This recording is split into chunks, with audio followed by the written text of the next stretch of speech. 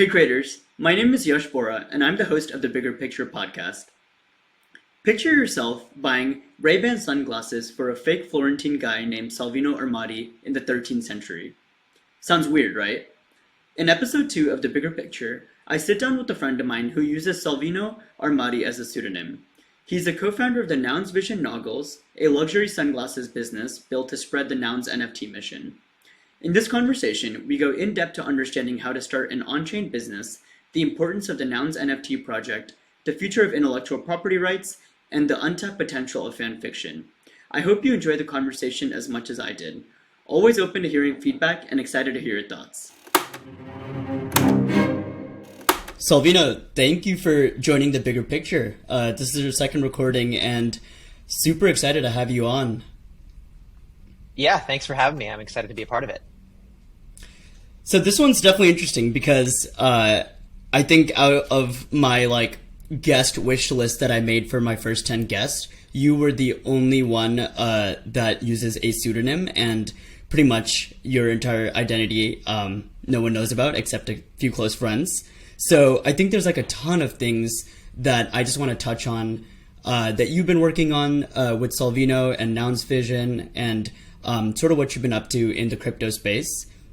But I think as I was going through your Twitter, there was one tweet when you started this Salvino account that really stuck out to me. And I'm going to read a quote from what you said, and I just want to jam on that a bit. But it went to show that an individual with nothing, reputation, distribution, money, can bring something magical to life with nothing but a decent idea and hard work. I think that quote really hit me because it pretty much encapsulated what I think of using a pseudonym in one sentence. And I love it. And if you could just expand on sort of how you came up with that, and maybe we can talk a bit more about pseudonymity in general, that'd be awesome. Yeah, I mean, that was one of the reasons I got really excited about Nouns, which is that it's this really meritocratic pool of capital where someone can come in, be from anywhere in the world, right, and just have an idea, right, put it out there, get funded to do it, and bring it to life. And that's that was one of the things that got me really excited about Nouns, which is also, and just to give some context, I mean, that was February of 2022. And at the time, I think Nouns had something like $70 million in the treasury. That fluctuates based on the ETH price, but there weren't that many proposals. I think there were in February of 2022, there were maybe 2 proposals on chain. One of them was a parameter change, and I'm not sure what the other proposal was, but it wasn't very memorable. But it was crazy to me that here's this massive treasury that's just sitting there waiting for people to come in and pitch ideas. And I felt like a lot of people, weren't taking it too seriously. And so the reason for the pseudonymity was just to kind of show that you can literally start from scratch, start this journey on chain with just an ETH address. You don't even have to add any money for gas. And that's how it got started. That's awesome. I have a ton of question about Nouns for sure, which we'll get into a second, but maybe just on the point that you just said is starting from scratch, right? How was that process for you? Where did the name Salvino come from, and what really inspired you to just get going with this fresh identity online? As far as the name, I knew that, so, just for some context, this project was built with me and my girlfriend. And so we were thinking about identities that, pseudonyms that we wanted to, names that we wanted to use. And we tossed around some ideas, some really bad ones. And at some point, we just started Googling stuff and, landed on, so if you actually Google the name Salvino D'Armati, you'll end up on a Wikipedia page. And on that page, it says Salvino D'Armati is widely credited with the invention of the eyeglasses. And this is from 1700s or something like that. But upon deeper investigation, it's been found that there actually exists no member of the D'Armati family named Salvino. And it's actually a widely held myth that he invented the eyeglasses.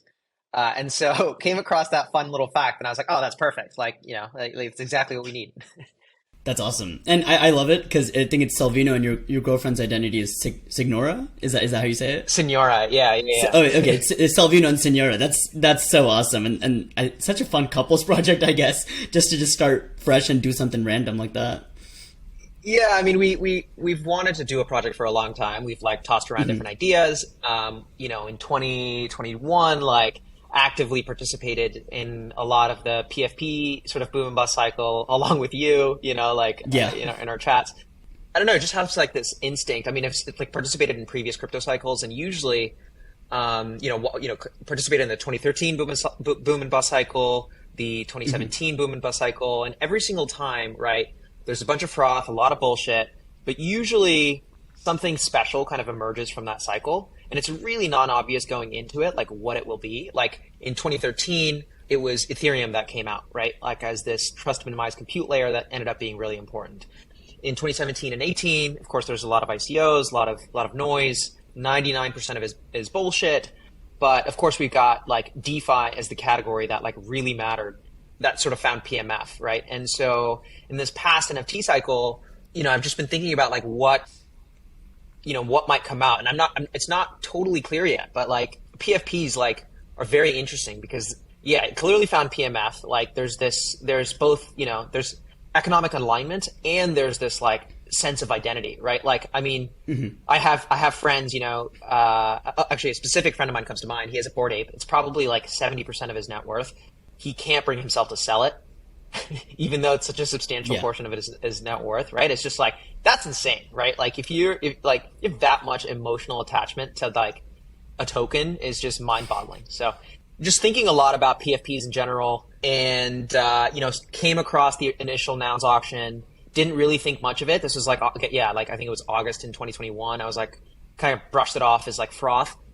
Fast forward to January, came across it again, thought more about it. And by then I had like participated in a few of these other PFP communities, right? And like just actively been in them in the Discord, engaging with people, meeting people, all that stuff.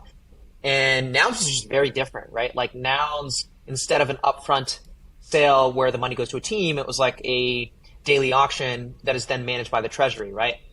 I always felt this feeling of like, okay, you're in this community, there's all these people, like there's all this like latent energy of people like hanging out in the Discord, and they're just like, they all get there, and then it's like, okay, now what? Like, what are we going to do now?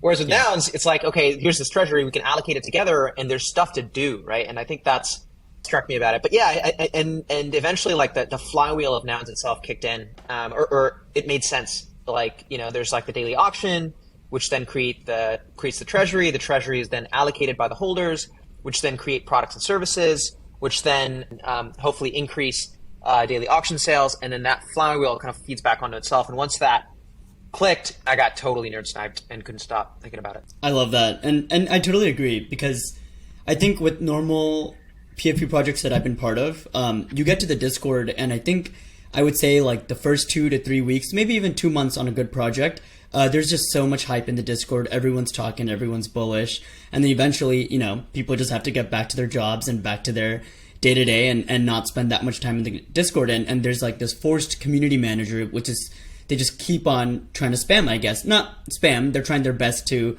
keep engagement going, but it doesn't feel natural. And I'm guessing for you, and I think something similar for me as well, when the Discord was around for the most part, the Nouns Discord, I think, just had a lot more momentum going, which wasn't exactly influenced by the Nounders too much, right? Did you get that vibe as well? Well, I can't speak to like the August 2021 timeframe because I wasn't really in the Discord, but I can speak from like January because that's when I started really lurking in there. It was actually pretty quiet. I think people were like, you couldn't really Nouns didn't really attract the speculators as much as it did like kind of OG builders for some reason. I think the mechanism plays to that, right? But yeah, the early Discord wasn't there were like I'd say maybe like 50 people were active on there, but it wasn't too many. Gotcha. And so I guess going back to Salvino, right? So it's January, and now Nouns has just clicked for you, and you're absolutely hooked. So can you walk me through a bit about just how Salvino got started exactly? Like what what new accounts did you have to make? What kind of voice were you trying to form for yourself? Like, how did you just completely separate that from your normal identity? Yeah, I completely isolated my primary identity from Salvino. How did it get started? I mean, I guess, like, you know, there's a couple of different ways to, I guess, cut this. Like one is just, I was thinking a lot about PFPs. I got super into Nouns. The mechanism clicked for me, right? And so, like, I knew I wanted to do something. On the side, you know, my girlfriend and I were also just talking about a project that we wanted to work on together, right? And we were, like, jamming on different ideas. And at some point, you know, had this idea, like, if you looked at the Nouns assets, like, the most sort of striking thing about Nouns is, like, the glasses, right? Like, everybody knows about the Noggles. Just thought, like, it'd be really cool to make a luxury pair of the glasses. And that was it. Like, and didn't really think too much about it. You know, talked to my girlfriend. She was like, sure, sounds fun. Like, let's just give it a shot. Like, you know, and we didn't take it too seriously at the beginning. We just, like, literally, I think our entrance into it was, like, you know, did a little bit of Googling, created the pseudonym on Twitter, like, posted that thread, right? And then thread got a little bit of attention. We were like, oh shit, like, people are actually excited about this. I guess we should, like, take this seriously. Got an initial small grant, right? And that kind of legitimized it. I think if we didn't have that small grant, I'm not even sure how far we would have gone down that path, right? Like, getting that initial, I think, $7,500, right? And it was actually pretty interesting because we got on, we were very clear that, like, we did not want to sort of dox. And so, like, the small grants team, you know, got on a call with us, and it was just, again, audio and a quick 30-minute call. And they're like, okay, you seem excited, and we obviously can't give you a ton of funds, but here's, like, $7,000 to just, like, it was like a shot in the dark for them, right? And then that was it. We were off to the races. Like, we, you know, took that, started reaching out to folks to start getting some prototypes made, you know, got those initial designs.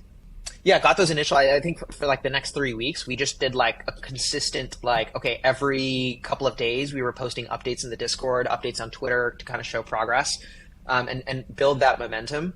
That gave us kind of like the reputation within the, like, very quickly, like, everyone within Nouns knew about us and what we were doing. From that, you know, early momentum and reputation, put a larger grant on chain, or sorry, a larger proposal on chain, and then got funded to sort of, you know, swing for the fences. So, but yeah, that's kind of how it got started.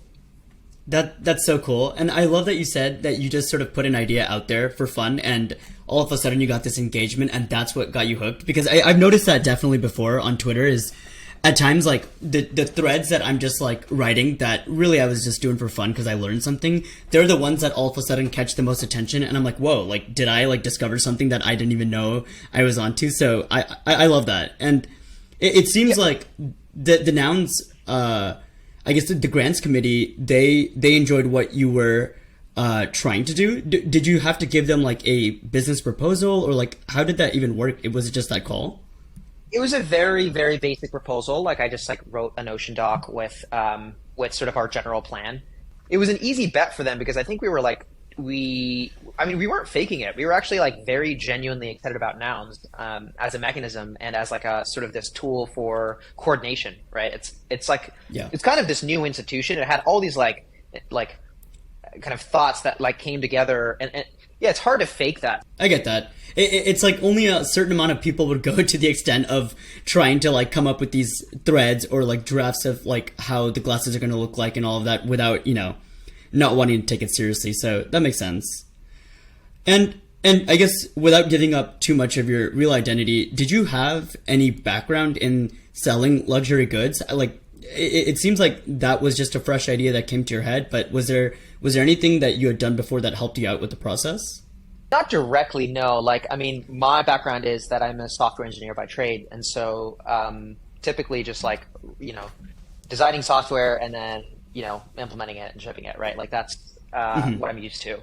But I think that, you know, like, a lot of those skills are, like, I mean, if you've launched a product before, like, a lot of those skills are transferable, right? It's not about shipping code. It's just, like, you find a problem and you have to solve it, whatever it is, whether it's, like, whether it's this bug or it's, like, setting up a distribution center, right? Like, it's just another problem. So, no direct experience, honestly. Like, just, like, you know, it wasn't too hard, right? Like, I think like, it was just, like, working with manufacturers, kind of project management type stuff that you'd have to do to actually make the glasses. The most annoying bit was that like if the noggles themselves are like, they are not meant for a human face, right? Like everything about those glasses are like not human faces are like round and curved, right? Noggles are like square, and so to make them comfortable and to be able to wear, like we had to iterate a lot on the design, and so that was the hardest bit.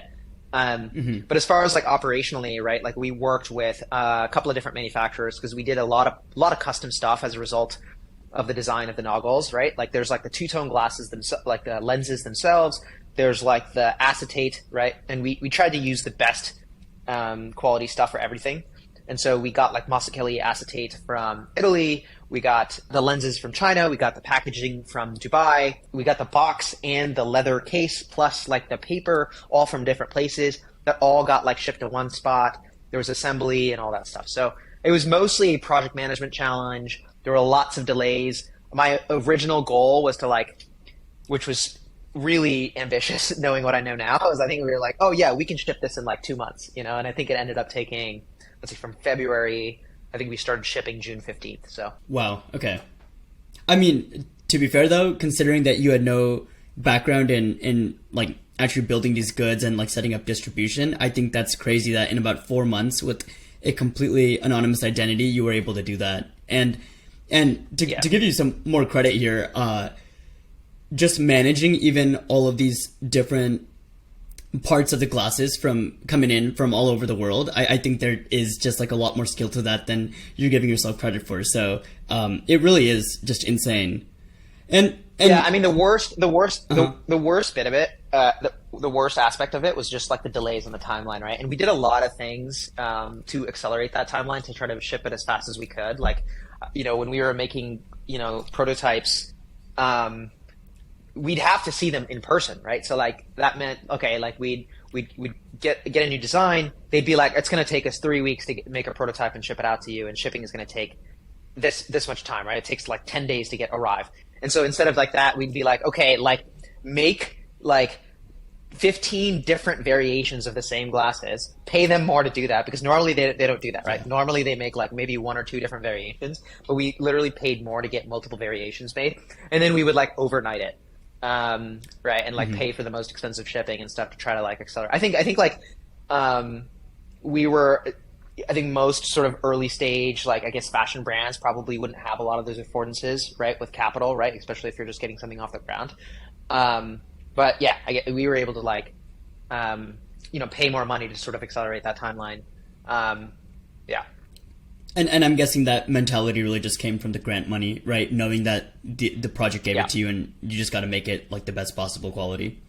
Yeah. I mean, it was like, we were very just like aggressive with everything that we were trying to do. So I remember, I remember that on the second batch of iterations, I was hoping to get it done with one batch of iterations, but like the first batch we just needed more iteration. And so in the second batch, I think this is like April or May, I can't remember the exact month, but I was like, okay, I think after the second batch comes in, like we should probably be good, right? In terms of like, we're going to be able to pick one here that we're going to be able to ship, right? And so we had, and so we wanted to do photo shoots, obviously, right? Like we basically did multiple studio shoots. We shot a video, we shot like, got like a photographer and all that stuff. And so we wanted to do a studio shoot with a bunch of like crypto native people. And we planned the studio shoot, right? Like a week and a half before the glasses arrived. And so like, and we scheduled it the day after the glasses were supposed to land. Right. Nice. But the thing was like, of course, like, I'm like a planning, you gave a little bit of buffer, but like planning on the sort of success case, right? Like, let's like make it happen. We like coordinated with probably like 10 different, or maybe 50, actually probably more, 15 people, crypto native, well-known people in crypto, to show up to this physical location, like normally really hard to get time on their calendar to show up at a physical place to put on some glasses and like model, right? Scheduled everything. And then we find out there's like a massive delay, right? There's like a delay with the glasses, and we're like freaking out because the glasses are stuck in India. And anyway, long story short, like on the first day that like we had to have someone fly from India, like physically with the glasses, No way. drop them off, and I met them at the airport, grabbed them, and then they just flew back, and then I went straight to the studio shoot, right? That's crazy. You literally had someone fly from India just to drop these glasses off. Yeah, yeah. Insane. Yeah. I guess that's dedication though, right there. And I mean, if you're getting 15 of the top like crypto people. Yeah, and if we didn't do that, like, you know, we had to cancel on like a studio shoot and all this other stuff, right? Like, you know, that was brutal. It was like I was sweating bullets because if that didn't happen, like it was like so much of this is branding, right? Like, you know, so like scheduling this, I'd say 90% of like this project was like a branding exercise, which was really fun for me. But like, it also meant that like, you'd have to deal with stuff like this, right? If that studio shoot didn't happen, it would have sucked. Cause I don't know. Yeah, I've seen those pictures and they're incredible. Like, I think it just brings out like a new flair for the glasses, and all of a sudden I could totally see it where I'm scrolling through Twitter and I see those glasses just as is. I'm like, whatever, this is like meh. And then you see like this like OG crypto person wearing it and like flexing these Nouns Vision glasses. Everyone like wants them, right? And it is like a really big deal. Like, I guess that studio shoot. Yeah, exactly. Gotcha. And I wanted to get into what you were just talking about with the branding exercise. Could you talk about that a bit more? I guess what other parts of the brand were you thinking about, and how did you just, I guess, iterate on the brand itself? It's interesting because again, we weren't starting a brand from scratch, right? We had like this insane advantage in that we just got to build on top of Nouns, which like, I sort of see Nouns as like all of the people who know about Nouns are effectively like a platform that you get to build on top of, right? I think if we were to try to do this from scratch, right? And if you had like, you ran that scenario A's building on top of Nouns, scenario B's, you're not, like B's going to have like a much worse outcome, and it's going to have way more of a, uphill battle to like get it known. I mean, as far as like, I feel like we just had an unfair advantage in so many different ways to make sure that our product got known because we use Nouns. One is just that like Nouns has an incredible set of collectors and holders that are in the ecosystem who want to see it win, right? Like basically you can name any top NFT collector and they probably have a Noun, right? There's a bunch of like OG crypto folks who own Nouns, right? And all of those people want to see Nouns win. And so when they see a project, taking it very seriously, doing something cool on top, they can't help themselves but share it, right? And so like that was like we would just constantly get boosted by people who are excited about Nouns who have a ton of distribution. So that was one. The other is like they're also just like really well off and well connected people, right? And so like as a result, I mean, so much of that initial studio shoot was put together from some of those holders and collectors, right? We met Dana Taylor, who's one of the models that participated in our shoot, and she was introduced through Andrew from Curated, who's a Noun holder, right? Whose fund is a Noun holder, and that's just one example. But there were many other examples of amazing people who we got connected to through the Nouns community. And again, that's kind of insane because like, remember that like, this is just an anon on Twitter getting connected and plugged in to like, I'd say the heart of crypto, through Nouns. So it's pretty incredible. Yeah, I'm sure that as this project just continued to grow, your DMs were probably getting a ton of inbound from all of these Noun holders trying to figure out like who the heck you were, what you were doing, and maybe it's worth even touching on that. Like, how did you feel that your Twitter presence changed, like Salvino's presence, from when you first started the account to right around June when the project was getting launched? How did it change? I mean, the account grew. I think it started off with like 0 followers or something, and now it's, I don't know, probably something like 2.5K. So it's not huge by any means, but but the quality of the followers are really, really high. I think was able to through the project and through introductions and people just being curious about Nouns to see sort of what's going on with it, got connected to some incredible people. That's awesome. And maybe just before we hop on to talking fully about Nouns, I wanted to get into a bit of the numbers behind Nouns' vision. So you mentioned you got around a 7K grant at the beginning in January when you started this, and for about 6 months you were using that. And how did the actual numbers look like in terms of number of glasses sold, the revenue, and what happens to that revenue? How you're sort of making a profit out of this? How does all of that work?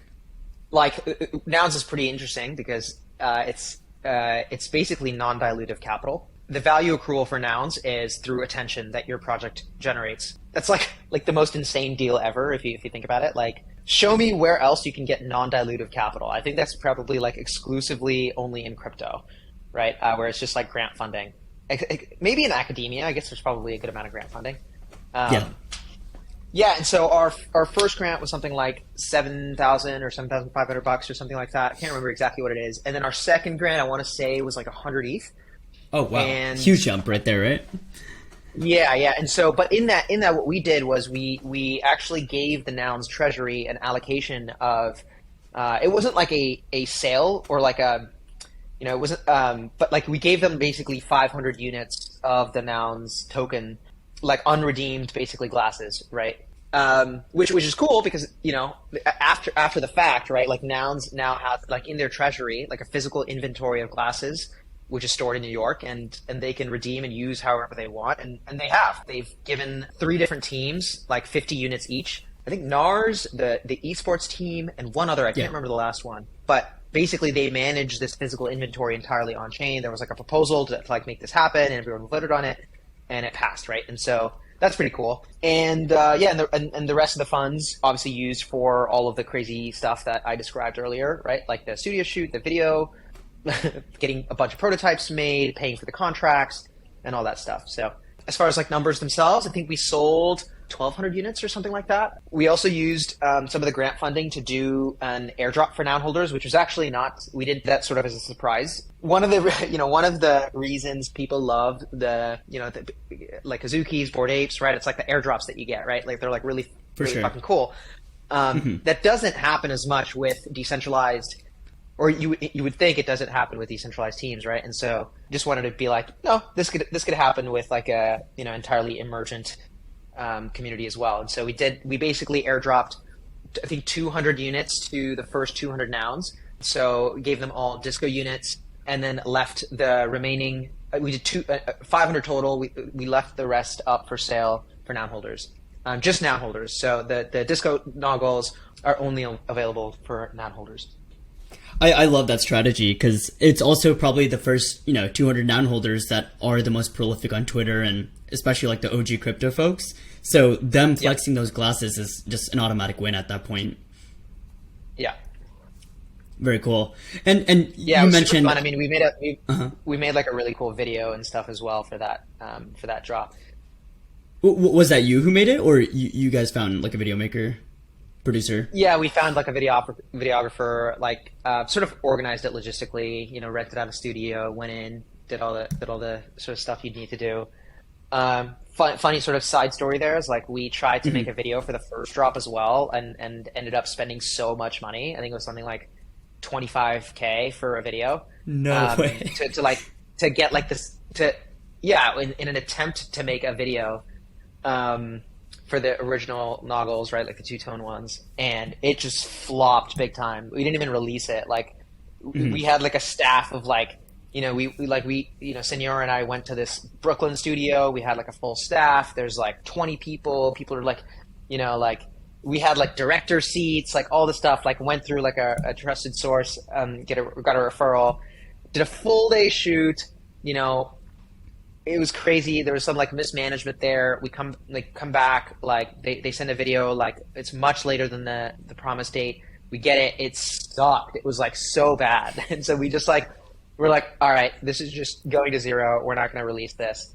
And so then I really wanted to make like a video for Nouns, like for Nouns Vision. And so for the disco airdrop, like, okay, let's try this again. let's try not to do an insane budget this time, and let's like be way more involved in the planning and like and like making sure something like my mistake then was like I was so busy in like May timeframe when the video was being shot, actually April, that I had like found this person who claimed and had showed through their portfolio that they had like done this before, and I kind of like took their word, which I don't know, it was just not well managed. Actually, that's a really good point, and I'm almost thinking not necessarily with just Nouns vision, but for creators in general, with how important brand is and pretty much intentionality in everything, is it really realistic to outsource like that much, like in terms of actual creativity? Yeah, I mean, obviously you can't do everything yourself, right? You just have to find great people, and then like and great people and you know, give feedback and try to communicate your vision as much as you can, and then let them run with it. Yeah, I was gonna say I haven't found too much success when I've been like too far removed yet. But I know that there are people that do that, right? Like, okay. There's always like it's like a trade off between like, you know, how much money you can spend and like, you know, time and right, and so like. Yeah, you're always like sort of balancing these trade-offs, and so I've never been able to just like completely hand off something, give some instruction, and then like, you know, something come back and then the sort of delivery be where it needs to be, and so like, and that's kind of, but I know people do that. I know friends who are able to sort of get that done. So maybe I just need to level up or find the right people, probably. Probably like a hybrid of like just getting lucky with the right people, as well as making sure you're communicating your needs as well as possible. But I do feel, to give credit to, I guess, creators there in general, like it's hard to know what you even want when it's sort of just like a nebulous thought in your head. But I'm with you. Right. Exactly. At the end of the day, it's like iteration. It's not always the other person either, right? Like sometimes you just don't like. You don't know what you want exactly, and sometimes like you just have to go through a few iterations to find that thing that like feels right. The magic is that like, or like our benefit is that you could just say no if it sucks, right? Like you know, like when we got that video back, we could have released it. Probably like we could have put that out there, right? Because we had already spent so much money and like we were sort of sunk cost it, but we're like, no, like this just sucks. Like it's not, you know, rather just say no to this and then do something great. And I think that takes confidence, right? Because like I'm thinking about like that train of thought, and it's like, well, shoot, I just spent $25,000 on this. I have to put it out, right? But the ability to say no, like this is going to hurt my brand in the long term, or I think it might cause some issues with how people perceive the glasses, and saying no to just dropping $25,000, like it sort of does take guts in its own way to be able to do that. So I mean, props to you for calling it out and waiting and being patient for the second video. Yeah, I mean, it fucking hurt. I mean, like I had to pay. I was like not happy about it at all. Like, you know, went back and forth, like with the guy, like, you know, I think there was like a final 10% that I had to pay, and we had a discussion, and I was like, look, you know, the delivery's not there, and it is not what you promised. And then I was just like, you know what, fuck this. This is not even worth my time. I just ended up like paying the whole thing, like the last 10%, and I just like never talk to me again. I'm so annoyed. Yeah, I could imagine. It's time, money, everything gone. And you also, to a certain extent, you build this roadmap in your own head about like, okay, I got this video coming out in a month and a half, right? Here's other things I need to be doing. And then if that gets delayed, it does affect the whole brand with anything, right? You could have a newsletter, you could be building something, you could have a podcast like this, and every detail matters at the end of the day and makes the roadmap a whole is what I'm realizing, at least. Yeah, totally. I mean, especially when you're building a brand, right? Like, and you have like this content pipeline basically, right? And you have to have multiple projects going at once, so you have a consistent sort of cadence of stuff coming out, whether it's a video, some like a photo shoot content, or like animations. We did a lot. So we did like a video animation. We had like 3D renders and stuff that we made. You know, putting up our website, right? Like all of those things were like touch points with our users, I guess. And so and the video was supposed to be like our final like, hey, this is like epic, right? Like this was supposed to be the culmination, sort of epic peak, right? You know? Like the big mic drop at the end. It's like, we did this for real. Exactly. Yeah. But I think our Gotcha. disco drop was ended up being that. So I was happy with that. So Right. And maybe to just give context to the listeners, but what happens to Noun's vision now? How are you viewing it? Is it like a one-time project, or are you going to have different iterations of this going forward? yeah, so for the noggles themselves, and we were talking about this sort of when we got started with everyone. We wanted to just sort of do like a one time, hey, here's why Nouns was cool, and then basically decide afterwards if we wanted to do something again. What's interesting is like now, like we've shipped the glasses, people are still buying the glasses, on a weekly basis, and we still ship them out, right? Like we get redemptions, and we just it's like a daily task that Senora and I do. Actually, mostly Senora, if Oh, I'm being cool. honest. I didn't know that actually. Yeah, yeah. So yeah, we have like our distribution facility here in New York. It's pretty close to where we live, and so we just have we get redemptions. We go get those shipped out. We handle any kind of returns, or if there are issues every once in a while, there's like a pair of glasses that arrive that don't meet like a quality bar, and so we'll handle returns or whatever. But as far as your question to the next thing, like very tempted to do another drop. I went to East Denver and I was talking to a couple of the Nounders, and an idea that came up that we were thinking would be really cool is to make like Nouns sneakers or something. Ooh. There's a lot of things I would do differently if I were to do another drop, and so but I learned a lot like that first time, and I kind of want to do it again because I want to do it like based off of sort of some of the learnings I had. And so there is a temptation. Just like reached out to somebody that I think would be an epic designer to get for the shoes, and so. But nothing sort of finalized. I think I do things in prototypes. So I think what I'll probably do is like make a prototype, see how it feels, and if it feels like this could be cool, then we'll go from there. But no formal plans yet. Gotcha. And can you talk a bit more about those lessons you learned, or with the sneakers maybe? Not saying that you're going to do them, but if you were to, how would you do it differently? Yeah, I mean, one thing there's just a lot of things that I like sort of tactically, specifically that I wish I did differently. And stuff that also I feel like we didn't have time to get to, but would be really cool in the context of like, luxury fashion with a digital counterpart or like a digital twin, right? So the way the glasses drop went was that, we had an NFT, which you could mint. You could keep that NFT and you could redeem it, right? And basically you if you burn like to get the physical pair of glasses, you'd have to burn it to get the physical pair, right? And we'd have like a burning contract that received NFT A and issued you NFT B, and that's like the opened box kind of. What I really wanted to do was like physically tie the NFT B, right? The sort of the certificate of authenticity, right, to the physical object, right? And there's ways to do that through like NFC chips and stuff like that. And so I wish just had more time to implement some of that stuff. So like if you had a pair of glasses, you could just like scan your phone and then like, now you'd have like the physical. And so basically the NFT would travel with the pair of glasses, right? And because right now they're kind of separate.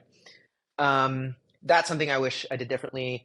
I also wish like, there's like like brand stuff, but one thing I wish I did differently is I think I would have liked to play with that mechanism a little bit more with our drop. So we just sort of did kind of like a standard limited edition drop. There's like X supply, right? And that's cool, but like I think it would be interesting to sort of play with that more and do something different. Like one idea I had was with luxury products, right? Like one of the reasons people buy luxury products is is that, knowing that you could sell it on the secondary market if you wanted to, right? Like if you look at Rolex, I think they make something like 1 or 2 million watches per year. And when you buy a Rolex, you know that there's like a secondary market and there's like liquidity and you're going to be able to sell it. And that sort of stems from the fact that they only make 1 million to 2 million watches per year, right? And so there's like this like inflation rate. It's not really known in the background, but it's sort of there in the back. It exists, right? Because if they flooded the market, obviously values would drop, right? So they're basically their own little central bank, right? Where you buy this like luxury status symbol, but it's also kind of a store of value. right? Anyway, like that, I think it'd be cool to sort of like play with like a nouns like mechanism that paired with a luxury product where there's like an inflation rate. Um, yeah, I think it could work well for luxury products. So it would have been interesting to play with that. Yeah, I recently listened to Acquired Podcast's LVMH episode, and It's so I've good. just yeah, it's incredible, and I think what you just said resonated so hard because it was exactly that these luxury products are in a totally different asset class, and you can't think about them like normal assets, right? Like they really are just like so scarce, and people don't realize that. Like they just think about this like crazy luxury brand that's really expensive, but the magic behind it is just purposely being slow and steady in terms of how fast you're deploying these like goods, right? And it could be watches, glasses, sneakers, or anything. And it goes back to pretty much all the hype beasts, back in high school that were trying to flip these sneakers or get their Supreme goods. And it's really no different, except now you're doing it with NFTs, right? Totally. Yeah. Gotcha. And I think the idea there with trying to associate the NFT to the sneakers physically is really cool. I was also at Denver recently, and normally, you're just at these events and you meet someone and you're like, okay, what's your Twitter, like, or your email, whatever, and get in contact. And I met this one girl who literally just tapped her fingernail on my phone and automatically her profile popped up. And that was just the most like surreal experience ever, because I was looking at my phone and I was like, I didn't type anything. How the heck did that get there? And it was just like this little chip in her fingernail, like the RFID so kind of crazy. thing. And just incredible. She was just going around and tapping her fingernail on people's phones she was meeting, and that was it. Like it had her email, how to contact her, who she is, her Twitter, That's so everything in cool. one. I loved it though. Yeah. That's so cool. A guy that I met had something similar, except he had embedded it in his skin. Like literally, like I think got a surgery No way. to embed an NFC chip like in between his thumb and his index finger. You know that like little flappy area in your hand, right? Like That's yeah, he embedded crazy. a chip in there, which he reprograms to do whatever he wants. So Oh yeah, my it's god. crazy. He's like front running Neuralink at this point, but that's insane. Yeah, I don't yeah, know if exactly. anyone's trying to go to that extent yet, but wow. Okay. Geez, I'm just thinking about like someone putting their hand there and then automatically the chips Yeah, he working. had to Oh have my like a gosh. surgery or something to like get it in there. That's like crazy. I don't even know how That's you like do that. next level Mr. Beast commitment kind of vibes. Yeah, yeah. And this is years ago too. This is like I met him like a few years ago, so pretty crazy. Wow. And one last thing I sort of want to touch with Nouns Vision is the aspect of thinking about this project as an on-chain business. And how did you sort of navigate that? I guess for anyone maybe that's listening and wants to start their own on-chain business of any sort, maybe with Nouns, without Nouns, how does that work, and what do you think about differently? My favorite thing about this whole thing is just that I got to be entirely 100% on chain. Like every aspect. Like even when we went to pay our suppliers, right? Like I basically I would like get on the phone with them and ask them if they'd be willing to take crypto, and if they were not okay with that, I'd be like, okay, like I try to convince them, and if it didn't work, I have to move on and find somebody else. When we went to pay, I like onboarded them to like an exchange locally, told them like taught them about Ethereum and ETH address, like gosh. how an ETH address works. Right, sent them Yeah. a small amount. Be like, look, you just try it. You're gonna get your money. Like I'm not like. I'll send you like a small amount first. You can see if it arrives in your checkings account, and if it's like and if it works, like then we can do a larger amount, right? Like this Yeah. isn't like some scam. And I had to like basically convince them, and so onboarded them. And so basically the whole thing entirely was run on chain, which was just awesome. That also meant like as far as like our like our Stripe integration was basically us deploying a contract on Zora, right? And we worked with Zora to make that happen. As far as like we had to build some of our own contracts for like the burn to redeem stuff, which Zora also helped with in a big way. But yeah, it's amazing. It's like there's of course like developer experience kind of issues, right? And like if you're a Yeah. user that doesn't know how everything works, like you're gonna have it's gonna be kind of hard, right? But to me, it's like so obvious that from like a UX point of view, like I love it. I just like I have like a trigger set up for every time we get a sale, right? Yeah. That like comes through. For me to like claim those assets, right, is so easy, right? Basically when somebody comes in and they mint a pair of glasses, that money goes to a smart contract and it's just waiting there for it to be claimed. And yes, it's entirely on chain, right? And so it's on accident sort of had this like entirely on chain kind of small business. Thought about like adding sort of credit card checkout and stuff, but I'm like, I'd rather just keep it like crypto native, and maybe that's there's a strong argument for why you shouldn't do that, but I think it's more interesting to keep everything on chain and do sort of like the strong version of the product that you're doing. So, Gotcha. And do you feel like realistically, maybe in the next 5 years, 10 years or something, a lot of people will be migrating to that on-chain business model? Or I sometimes I just can't imagine like the mass audience trying to just claim these NFTs for physical goods. But obviously, it's hard to like vision anything that's like out in the future. I do. I mean, like if we wanted to, for example, sell Nouns Vision today, right? Like there's like an ownership because we use the Zora contracts, right? Like ownership over the NFT or ownership over the ad that contract could just be represented as an NFT, right? And so like imagine if Nouns Vision, we're continuing to do more sales and all that, right? There's no reason we couldn't sell the rights to claim those like whatever on-chain sales there are to somebody else who wants to come in and acquire it, right? And from a user point of view, like, yeah, I mean, it's like so much better than having to do the traditional route of setting up a business, like all the bullshit that you have to do. Even like if you wanted to sort of split the funds, because we had like a growth person that I was working with, right, and to pay that person, again, just doing it all natively on chain was just amazing. And so I think again, there's a lot of UX challenges, but to me, it feels inevitable that like Ethereum ends up basically this like digital property rights layer for the internet. It doesn't matter which jurisdiction you are, which physical jurisdiction you are, you're just going to settle on chain. And that, like if somebody wanted to come in and buy Nouns Vision today, like we could represent ownership over Nouns Vision as an NFT, which has the rights to claim the revenues, right? And we could just build that today if we wanted to, right? And then basically just auction it off to the highest bidder on OpenSea, right? And then and you just now have ownership over that. So, like the whole business just transferred pretty much immediately at that point, right? Okay. Yeah, exactly. Of course, there's there's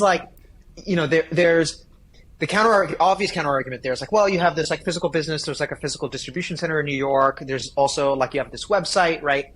Nounsvision.com. None of that stuff actually plugs into the contract, right? And that's the sort of counter argument. And I completely agree. Yes, that's the case today. But it's a little weird for our business because yes, there is a physical component where we're shipping out glasses, right? And so there's like, it probably wouldn't specifically work for our business, but for an entirely digital business, right? Hypothetically, if we were only selling digital products, there's no reason. I mean, I could see a world where like you have like rights over the domain, rights over the GitHub repo. It probably wouldn't live on GitHub, right? But the rights to deploy a new version of the site, all of that stuff could just be represented on chain and ported on chain as well. And that's where we need to get to, I think. Yeah. Like a YouTube account. A YouTube account is like a really good, I think, example of like an entirely digital business, right? In theory, right? Like if hypothetically you could have a YouTube account where, it was controlled by an ETH address, right? And payouts were also controlled by an ETH address. You could that's just a digital asset, right? And you could imagine a world where that's connected. It just settles on chain. Yeah. So almost what I'm hearing is like the long-term game of this totally makes sense in terms of making and spinning up businesses a lot quicker on chain. It's just that the infrastructure isn't there yet completely in terms of like the other miscellaneous things like websites and GitHub repos and all of that. But eventually, as those also migrate over, or we find a way to get that infrastructure going, it should be pretty much immediately in like a click of a button at that point, right? Yeah, totally. And whoever the stakeholders are, like, right, like they all get automatically paid out, right? If you own a couple percentage points, right? Like if there's a liquidity event, all of that value just like flows automatically to the right people. There's no like question about what happens under what circumstance, right? It's all encoded on chain, right? I mean, Luca, what's his the guy that bought Pudgy Penguins, right? Like, you know, he bought a digital. He bought a smart contract essentially, right? He bought the rights to whatever secondary sales are generated on OpenSea for Pudgy Penguins, he now receives because he has the private keys to be able to claim that value, right? You know, right. So like it's starting to happen, and you know, it's probably going to start with some of these, you know, NFT collections that are just digital assets on chain. But yeah, I have no doubt it's going to sort of spread to all this other stuff too. And how does taxes work with on-chain businesses? Like, how would you report what you're actually selling? And in case there's you're selling your Nouns vision glasses to someone in China or India, is all of that like marked somewhere, or who's tracking it in terms of the government? Yeah, I mean that's basically what we're figuring out now, because like we did all this stuff last year, and now we have to basically like handle taxes. But I think that's totally going to be dependent on the jurisdiction you live in, right? Yeah. Okay. We awesome. Had to, so we basically like, I mean, yeah, and so that was one of the, like, whenever I do have to interface with the real world is when I have like the worst like experience, you know, like from a UX point of view. Like, I remember when we first sold the glasses, like we had to immediately like convert all of our, all of the ETH that we got, like we immediately converted it to USDC because we did not want to take the tax liability if ETH were to go down, right? And we did that for our grant money and our sales of the glasses. So everything was like, it was just annoying sort of to manage that stuff because of like, okay, well, if you got this much in ETH and ETH goes, you know, nukes 40%, well, you're still on the hook because at the time you got it, it was worth this much money, right? So, and so we would always like convert it to USDC, and it was just really hard to manage. Yeah, and I'm guessing even with the manufacturers that you're working with, and then also like the warehouse, distributors, everything, you pretty much had to convince everyone to sort of follow this path. And yeah, like what you were saying, like just literally convince them that this is possible, and you're not like some like random sus dude coming out of nowhere trying to sell like black market kind of stuff, right? Yeah. I mean, with the warehouse, obviously, like we live in New York and needed a storage unit, so we just got like a giant storage unit to be able to like put some of our personal stuff, but then also have all of the glasses and stuff, and that's where we like assemble the last bit. But got it. So I wanted to shift conversation a bit over to the concept of PFPs. And I know we were talking about it a bit earlier about how it was like one of the main things that came out of this last NFT cycle. And so far it seems like, at least from what you and I have talked about, is that there are these really cool 10K PFP projects like Bored Apes or Azuki and Doodles and all of that. And then you have Nouns with the CCO model. I guess what's next? You know, like does everyone eventually just flock over to Nouns with this CCO kind of thing, or do they work in hybrid? How does the idea of PFPs change past crypto Twitter? Great question. I have no idea, but like I think like the sort of centrally run PFPs that are out there today are like. I put them in different buckets than Nouns, just because I do think like, you know, Nouns are. I like to say like, okay, so you know, Bored Apes are basically Coachella and Nouns is Burning Man, and that's actually how I see it. And what I mean by that is like if you go to Coachella, right, like there's like a very sort of like premier, amazing, you can have an amazing experience there. They have all of these like amazing headliners, right? It's run by sort of a centrally run organization. Whereas, and so it's a purely like, it's a consumption experience, right? You go there and you're just like, they have like the luxury version where you can like, with like glamping version basically, right? Or you could stay at a hotel nearby. And yeah, it's very consumption oriented. Everything sort of like solves for you.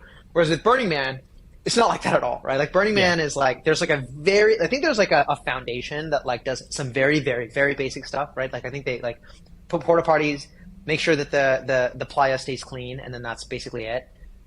Everything else, if you go to Burning, I don't know if you've ever been, but like you go and it's like there's like months of prep to like go out there, right? And it's like it's sort of like a bring your own experience kind of vibe, and that's how I see Nouns is like it's this sort of like collective art project that everyone contributes to, and you get whatever you put into it, right? And it's not going to be for everybody, right? It's not going to be. It doesn't. It actually makes like explicitly means that like it's not going to attract a lot of people, and that's okay. But there's a large group of people who will be into this kind of stuff, and it can be an entirely different kind of experience, right? Like. Coachella is awesome for a certain mode. I've been to Coachella. It was really fun. I've also been to Burning Man, and it was totally different, and I loved it. And what's interesting about Burning Man is like you go and like you can do very little, right? Like you can walk around and like hand out tiny little like cookies or something, and that's like your contribution to the whole thing. Or like some people would like, one year, the year that I went, like someone I think literally like towed a 747 into the playa and like converted into a giant DJ set and like had like a party there, right? And it was like that's crazy. Sick. Like Nice. some people are just gonna do that, right? And why? Because it's awesome. That's it, And so I see nouns in sort of that vein. I also think like as far as PFPs, like I kind of see them as this like new kind of institution, right? Like a new way to sort of coordinate human beings. And that doesn't mean it's going to work, but whenever there has been a new kind of institution that's been created and it worked, right? Like the last time that happened, we got the Industrial Revolution basically, right? Like we got LLCs and it like drove the Industrial Revolution, right? And like, and I'm not claiming that that's going to happen here again, but I'm saying that like it's worth paying attention to when humans start to coordinate in new ways, right? Because that's ultimately what we're trying to do here is like figure out ways for us to all coordinate and create value together, right? That I think it's a really good point. And can you go deeper into the whole idea of maybe joint stock corporations and then the industrial revolution happening and sort of LLCs coming out of that and how that maps over? Maybe just going a bit more into detail. Yeah, I mean, I read this book. I think Chris Dixon recommended it. It's called The Company, and it sort of walks through the history. But the high level, like basically, prior to the existence of LLCs, right, which LLC stands for Limited Liability Corporation, like individuals were personally liable for risk that they would take, right? So that meant like if something went bust, right, like if you went and took some entrepreneurial risk, right, you would bear the downside of that. And what limited liability corporations allowed you to do was be like, hey, I'm going to create this like entity, this myth, and I'm going to say if this doesn't work, right, the entity, this abstract entity is the one that's that needs to bear the risk, right? And so that meant that people were like, that changed the game, that changed the expected value completely, right? You got to like, you basically, you got to swing for the fences more, right? And take bigger risks. And whenever you can take bigger risks, there are bigger rewards as well. So, so this idea of an LLC was basically this new kind of organization, this new institution, right? And it drove a lot of like the sort of a lot of the capital early on, which drove the Industrial Revolution. So, Nouns, I'm not not saying that it's an LLC or it will have the impact of the LLC, but I think it's worth paying attention to and like it's worth iterating on, because Yeah, I mean, like it's kind of this it's basically like this subreddit with a shared bank account, and if we can figure out how to like create value together as a subreddit and share in some of that value, I think it can be really, really special, right? You basically just get to like capture what's cool about a subreddit, right? Like, yeah, you basically get to like farm human ingenuity, right? It's basically it makes the case that like, not the people who are in power at any given institution is not necessarily the best person for the job, right? And so that's probably always true. Okay, maybe not always true, but it's true a lot of the times, right? And so if we can figure out some kind of new organization where you can capture human ingenuity from the crowd, yeah, I think special things can happen. But of course, it's not all fun and games, right? Like now it's not like, I'm like painting this like this amazing, vivid like picture or whatever. But like, if you go to Nouns, it's like complete shit show, just like any other DAO is, right? And right. I think everyone in there is aware of it, but like we're just trying to figure out, okay, what kind of new incentives and schemes can we make to like collectively coordinate?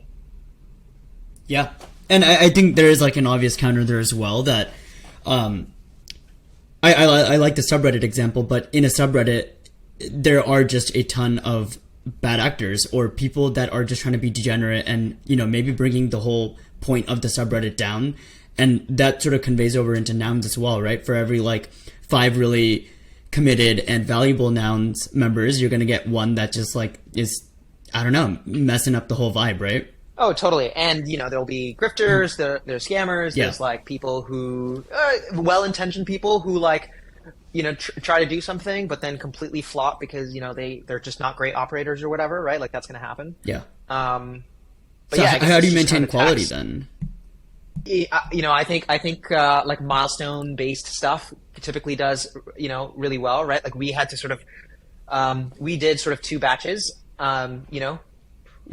like, yeah, our initial grant was $7,000, right? Not very much. And you can go a long way with that initial grant, with sort of small amount of capital, accrue a bit of reputation, and then sort of, if you want to like, build, let's say you want to build like the next, Disneyland, right? But for Nouns, right? Like, does it make sense to just dump, 50% of the treasury into one person? Probably not. Like, let's start small. Yeah. Let's like get this thing to be self-sufficient in like a very small way, maybe in like a small city somewhere, and then start to expand, right? Yeah. But yeah, I think that's how you sort of you prune for quality is do milestone based, and that's kind of how like venture works too, right? It's like you get a little bit of you get a seed round, and then if things go well, then you get to raise a Series A, Series B. Yeah. So. It's sort of cool because I think also what this concept of Nouns does, and sort of you're like a prime example here, anyone can use this pre-existing brand to just spin up their own business or their own idea like a lot quicker and without a lot of the friction than just like starting a fresh LLC and doing everything from scratch, right? And I think it encourages a lot of people, at least in my opinion, to just get out there and try something of whatever their passion is, right? Like maybe I know there's like Noun O'Clock, and that's just someone who wanted to do podcasting and talking on Twitter Spaces, right? And it worked through Nouns. And you wanted to sell luxury goods, and you could do that through Nouns. And maybe someone wanted to write a children's book, and they can do that through Nouns. So it just allows people to be creative and get right into what their passion is without having to worry about a lot of the base layer marketing and distribution and all of that stuff, right? Yeah, I mean, I think you still have to worry about the marketing and distribution. If there's like one critique of most proposals I have is like there's like usually no plan of go-to-market marketing distribution. Ooh, okay. There's like Nouns definitely helps in that regard, in that you have like this initial network to bootstrap off of, but it's you still, that challenge is still there, right? Like it never goes away. It just it becomes a little bit easier. Okay. Yeah, that's fair. I think the way I was thinking is that anything Nouns associated might just, at least there's a start to what you're like sort of stemming from, but I get your point. Yeah, for sure. Yeah, you can create that initial momentum off of Nouns for sure, but you still have to, you just got to do it. You still have to. Right. Yeah.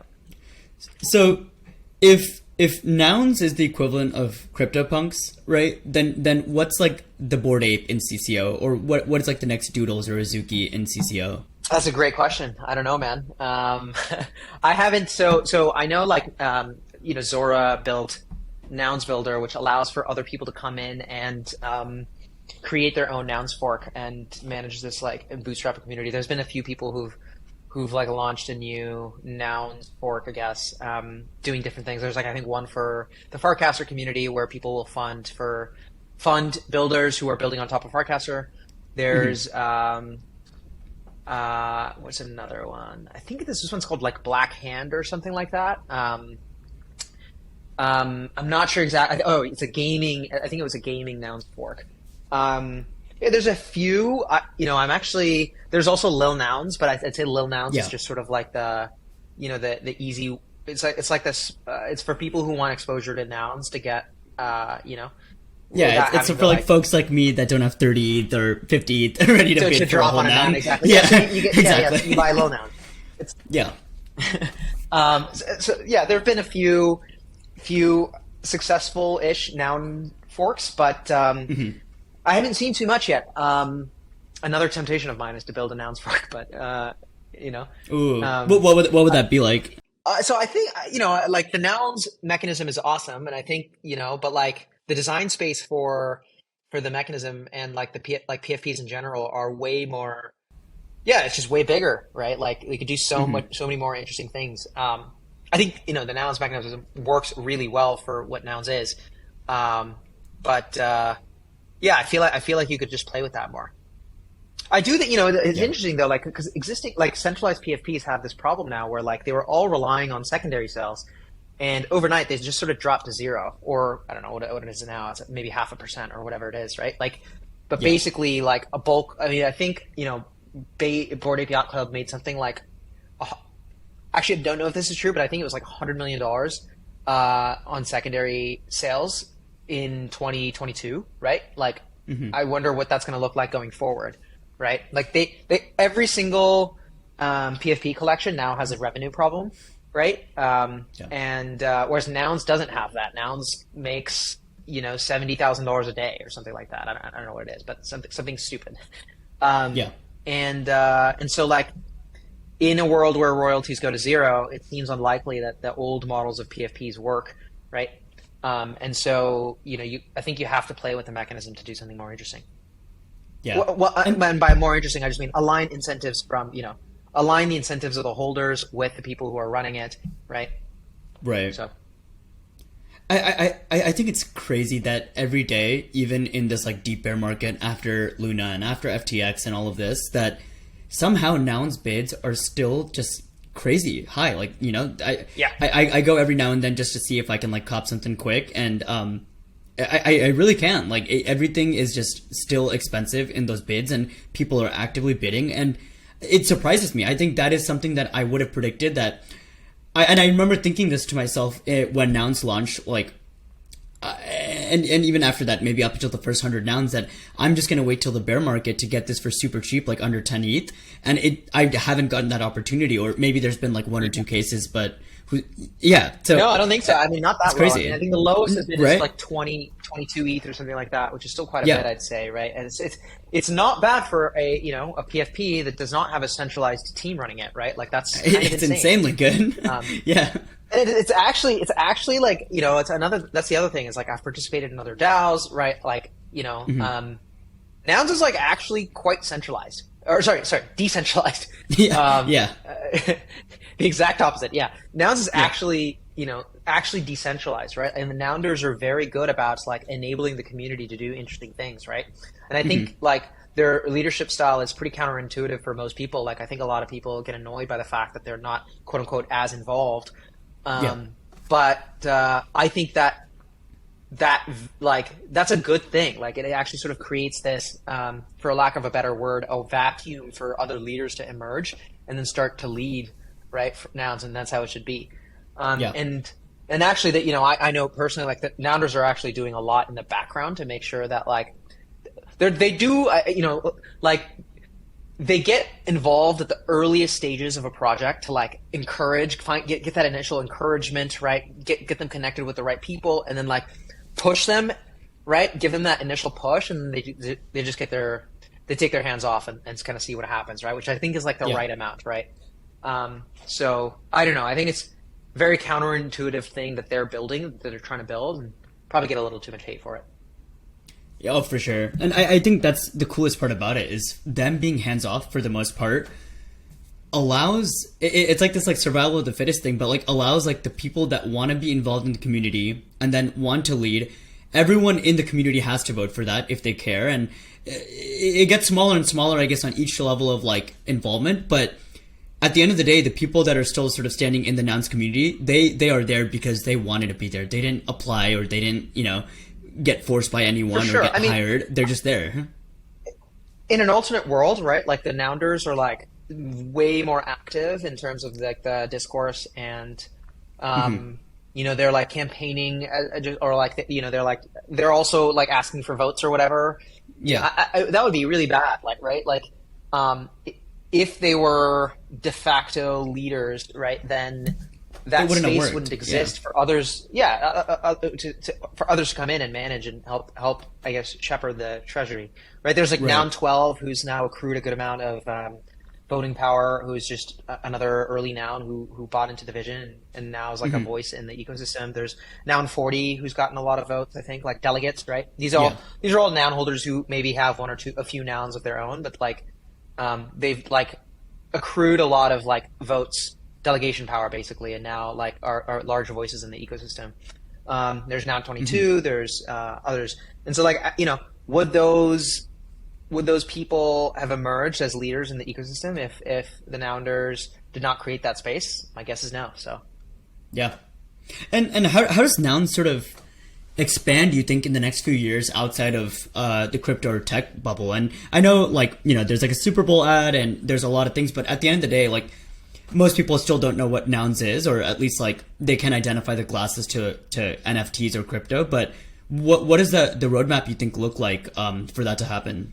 My guess is it probably happens like in the form of some story, right? I see Nouns as like this emergent media company / brand that's like and it's sort of like an emergent like a decentralized open IP Disneyland, right? I'm not going to rule out the possibility that like Nouns has its own theme park 10 years down the line, right? And cool. Like I think to get there, right? Like I think to get there, you're sort of creating this IP around the Nounish assets, right? And like so yeah, I think like there's like this I can't remember the name. This is really bad, but I think they're called Comics Now or something like that. But basically, there's a Nouns comic that they're releasing, and I think there's a few other examples of folks writing stories and lore and like short stories around using Nouns as the IP. My guess / hope is that like one of those just finds PMF in like Normie Land, and everybody just knows about. Maybe they don't know about the underlying DAO, but they know they're like familiar with these assets and they see it everywhere, right? And they're like, okay, what is the thing, right? Like, and then that's and there's like a full feature length movie made. There's you can sort of take it from there, right? Like, you make it starts with a really great story, right?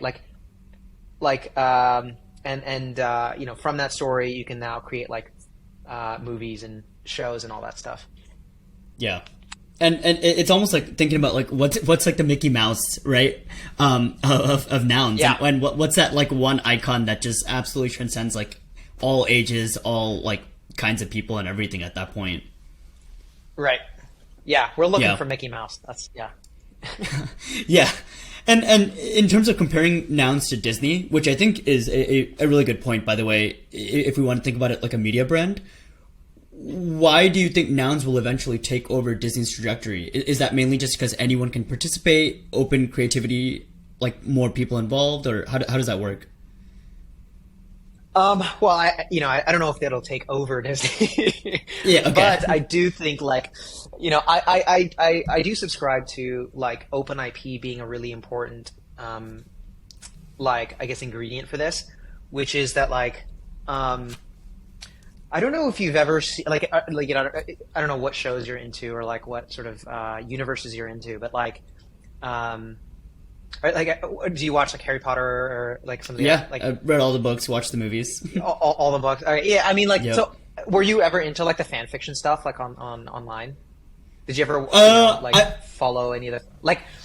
There's basically degrees of like Yeah. into it. So like, I'm trying to like figure out. how much of a super fan are you, right? And I was probably at that point Yeah. where I read the books, watched the movies, and went to Universal Studios to ride the roller coaster. And but I wasn't one of the Yeah, no, like people that was on J.K. Rowling's like forum commenting and talking to people or anything like that. But Yeah.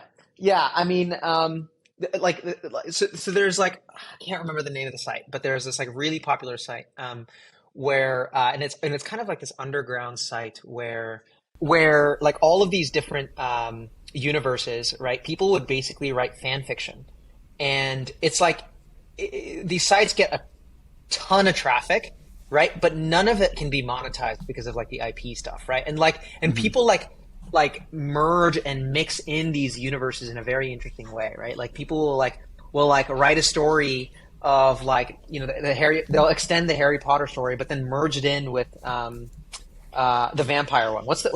I always forget.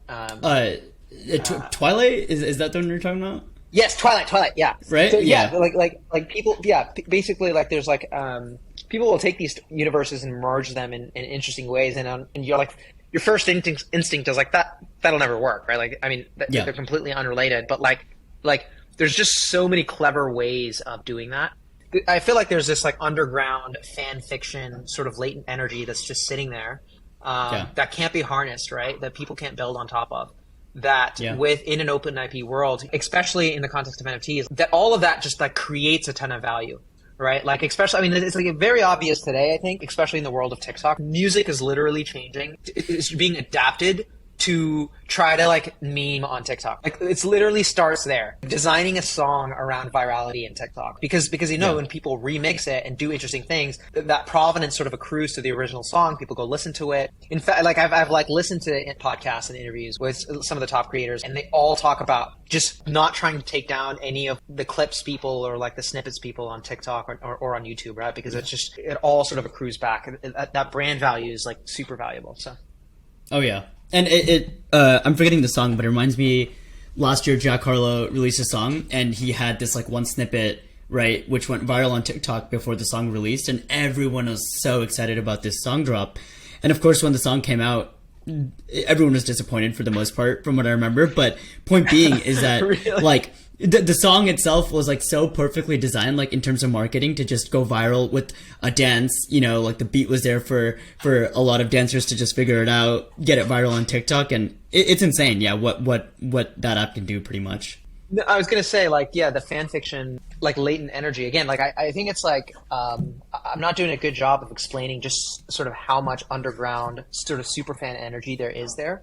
I think think like I don't know if you've heard of like Harry Potter and the Methods of Rationality, but like I haven't. like think that, but like 10x or like 1,000x sort of like in terms of content creation from people who are really excited about a certain universe, right? And sort of like building and creating content around around this sort of existing universe, this existing IP, creating stories and all that stuff. So Yeah. And that makes sense. And I think we're even seeing it with like the PFP projects, right? Like Apes and Doodles. There are people that probably did not care about NFTs at all. And then after the Apes were launched, like all of a sudden, like they are like would not literally die for BAYC, but like, to a certain extent put their whole reputation on their freaking ape and what the brand means and all of that. Same with Doodles. I've noticed a lot of folks just going all in to trying to develop like what that brand means to them, spreading that message, and yeah, it goes back to like what Kevin Kelly's 1,000 True Fans idea is that really you just need these people that are absolute like your super fans, true fans, and they will help build your brand with you. It's not you're building for them and trying to monetize off of them. So totally.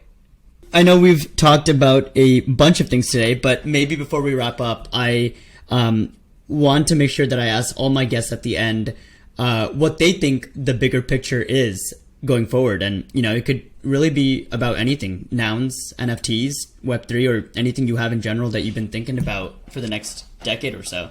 What's the bigger picture? Oh man, this is a really hard question. I'm trying to build that bigger picture, I guess, by talking to people like you. I don't have a great answer. I know, I really don't have a very clear mental model. In fact, it's never been more unclear to me in some way. It's hard for me to see how tension between AI and crypto resolves, because on the one hand, you have like this, extremely, I'd say, centralizing force. I'd say it's like this technology that sort of favors incumbents more so than anything. It's like the good idea that looks like a good idea, right? Like that's basically how I characterize AI, like in a lot of the AI startups, right? It's like a bunch of people working on really cool, valuable technology, but it looks like good, valuable technology. Everyone knows it's a good idea, and including the incumbents, and so therefore there's a ton of like competition. But there's also immediate value to users today, and so there's clearly like a flywheel there, which means there's going to be a ton of adoption and a ton of value that flows into that ecosystem generally. And then on the other hand, you've got crypto, which is like, it's much more non-obvious, especially when you go outside of like financial rails, right? Yeah. And more sort of into quote unquote Web3, right? Like decentralized social, NFTs and stuff like that. It gets a little bit more wishy-washy. I don't know. I don't have a great mental model for the future. Yeah.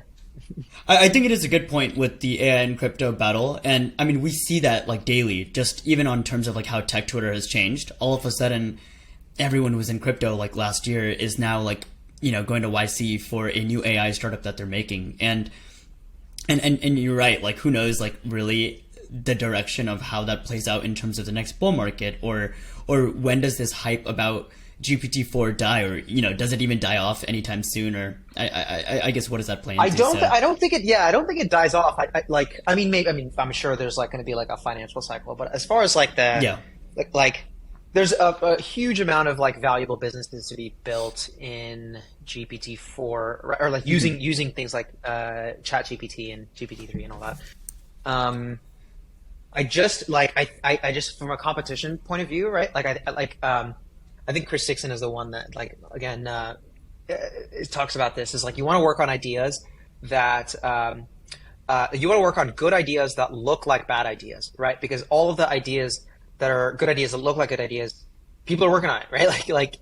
Not just people, like incumbent companies, large companies are working on good Microsoft and Google are working on it. So like the path for most companies is probably like, or startups is like, you build something great. Either your likely path is you're going to get acquired by one of the big companies, or you get crushed by them because of their distribution, right?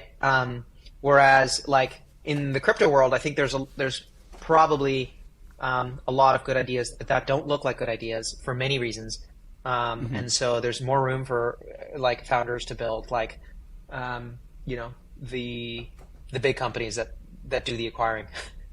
Yeah. Or maybe, maybe everything just becomes a protocol. So, yeah. And maybe one last piece of advice for the listeners, but how can they start looking out for ideas that are good, but maybe aren't being talked about that much in crypto, or just like sort of bad ideas surface level? Like, how do you sort of scope those out and find the little gold nuggets, I guess?